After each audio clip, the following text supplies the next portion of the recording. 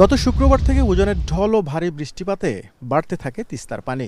সোমবার প্রবাহিত হয় বিপদসীমার উপর দিয়ে।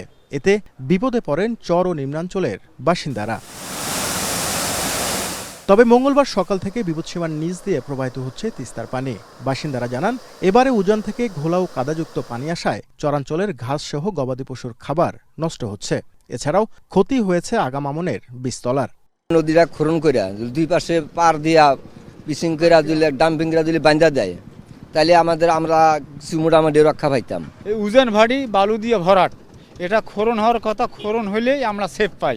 খুব কষ্ট হয় রে বাবা, এইরকম কষ্ট ভাত পাক করে খাইতে পারি না, দোকানে আইসা তাও পাওয়া যায় না। প্রতি বছর বন্যায় তিস্তা তীরবর্তী উত্তরের 5 জেলায় লক্ষাধিক মানুষ অবর্ণনীয় দুর্ভোগে পড়েন। বসতবাড়ি ভাঙনের পাশাপাশি নষ্ট হয় ফসলি জমি।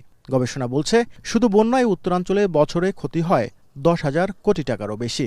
এছাড়াও বাস্তুহারা হন 50,000 মানুষ। তিস্তা পাড়ের বাসিন্দাদের অভিযোগ, দীর্ঘ সময় নদীটি পরিচর্যা না করায় তলদেশ ভরাট হয়ে গেছে। এর ফলে অল্প পানিতেই বন্যা ও নদী ভাঙনের সৃষ্টি হচ্ছে, যার খেসারত দিতে হচ্ছে নদী পাড়ের লাখো মানুষকে। তিস্তা পাড়ের মানুষের অভিযোগ, দীর্ঘ সময় নদীটি পরিচর্যা না করায় ভরাট হচ্ছে তলদেশ। ফলে অল্প পানিতে বন্যা ও ভাঙনের সৃষ্টি হচ্ছে, যার খেসারত দিতে হচ্ছে নদী পাড়ের লাখো মানুষকে।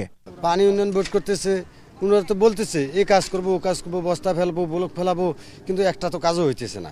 তবে পানি উন্নয়ন বোর্ড বলছে, বন্যা মোকাবেলায় সব ধরনের প্রস্তুতি রয়েছে তাদের। সেগুলোকে সার্বক্ষণিক মনিটরিং করতেছি, কারণ এগুলো যদি কোনো অংশে ভেঙে যায় তাহলে কিন্তু লোকালয় প্লাবিত হওয়ার সম্ভাবনা রয়েছে।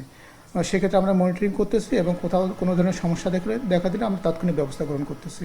তবে আপাতত তিস্তার পানি কিছুটা কমলেও ফের পানি বাড়ার শঙ্কা আছে।